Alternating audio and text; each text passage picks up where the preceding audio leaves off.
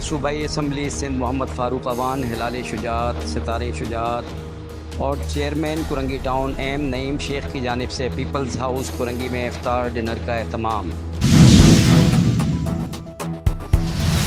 اس موقع پر سابق وزیر مملکت برائے قانون و انصاف سینیٹر شہادت اوان صاحب، سابق اسپیکر صوبائی اسمبلی سندھ و ایم پی اے آغا سراج درانی صاحب، ایم پی اے شازیہ کریم سنگھار، وزیر اعلیٰ سندھ کے مشیر برائے فشریز و لائیو اسٹاک سید نجمی عالم نے خصوصی شرکت کی،